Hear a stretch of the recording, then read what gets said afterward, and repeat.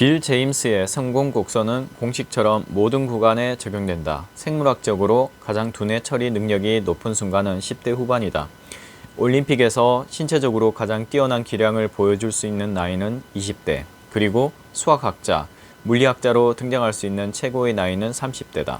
또 의사로서 환자의 생명을 가장 잘 살릴 수 있는 나이는 40대가 정점이고, 이 모든 것을 뛰어넘어 전 세계에서 가장 많은 돈을 굴리는 세계적인 CEO들의 평균 나이는 55세다. 그리고 이 구간이 지나면 제 아무리 용한 사람이라도 꺾여나가기 시작한다. 사회 시스템 또한 이에 맞춰서 움직인다. 초등학교에서 고등학교까지 학년별로 우등생과 열등생을 구분하고 지적 능력이 가장 정점에 도달할 시기에 명문 대학들은 학생들을 대거 모집한다. 올림픽에서 평균적으로 메달을 따올 수 있는 26세가 지나면 패점하는 분위기가 되고, 대학들은 일정 나이가 지난 학생들을 받는 것을 부담스러워하며 회사는 서류로 가볍게 걸러낸다. 그런데 이 모든 과정에서 우리가 놓치고 있는 것은 없을까? 교실 뒤로 꺼진 자신들의 조명을 모르는 아이들과 스카우터의 눈에서 재능이란 두 글자를 찾지 못해 사라진 선수들, 그리고 무명 과학자, 삼류 음악가들은 모두 그럴 만한 대접을 받은 것일까?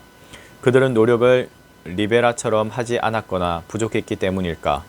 나는 이 책을 통해 이 질문에 새로운 답을 제시하고자 한다.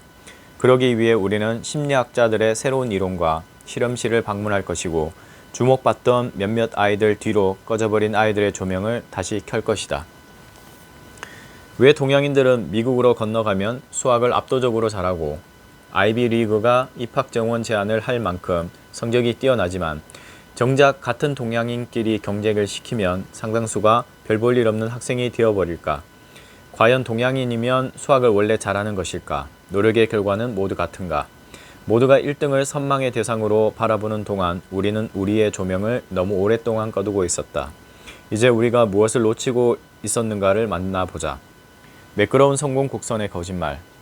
까만 뿔테 안경에 앞머리가 휑해서 30살 같아 보이지 않던 네이트 실버는 인터뷰를 할 때마다 눈이 풀린 듯한 인상을 주지만, 미국은 물론 전 세계가 주목하는 통계학과 미래 예측의 슈퍼스타다.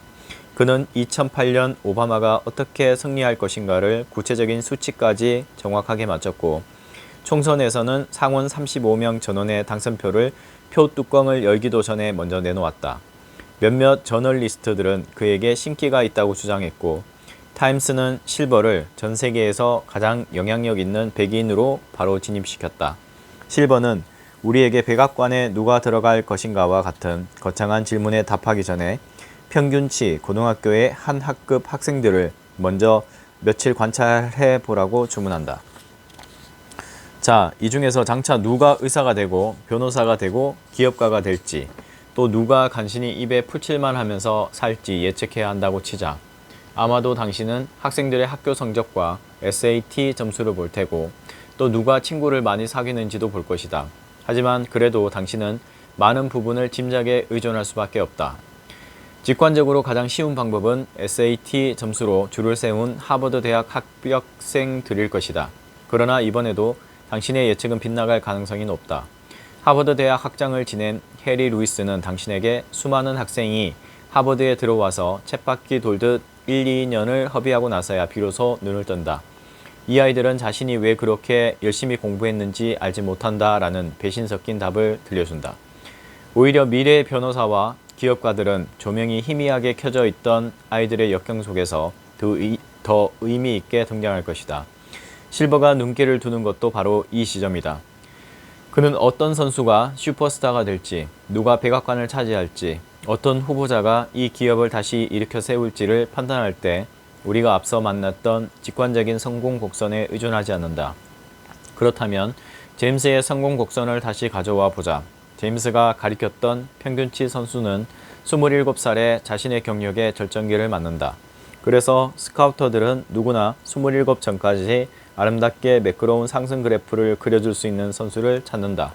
명문대학에서 학생을 뽑는 방식도, 기업에서 새로운 인재를 찾을 때도 다 같은 기대치가 들어가 있다. 모두가 과거를 기준으로 매끈하게 올라가고 있는 인재를 찾는다. 하지만 제임스의 곡선은 정확하게 평균의 덫에 빠져 있다. 실버는 이를 두고 미국의 평균 1.7명의 자녀를 가진 가정이라는 표현처럼 의미 없는 통계적 축약이란 단정 짓는다. 그리고 무엇보다도 그는 우리가 알고 있는 성공 곡선에는 소음이 많음을 이렇게 지적한다. 지독할 정도다. 평균은 밑에서 이를 악물고 다시 일어서는 사람과 우리가 떠받들던 우상의 추락을 전혀 설명해주지 못한다. 그래서 게리 허커비는 다시 수천 명의 선수들을 평균이란 글자를 지우고 분석했고 그 결과는 도표 1-3과 같다. 여기엔 상당히 많은 놀라운 이야기가 숨어 있다. 첫째로 우리의 기대를 모았던 선수들은 딱 그 이상을 벗어나지 못하고 스스로의 부담 속에 추락해버리는 경우가 상당하다. 두 번째로 우리가 전혀 별 볼 일 없다고 조명을 꺼버린 선수들이 가파른 상승 곡선으로 부활하듯 날아오르는 지점이다. 그리고 세 번째로 성공에 대해 우리가 가지고 있던 기존의 생각이 틀렸다는 것이다. 완만한 성공은 평균 속에서만 존재할 뿐이다.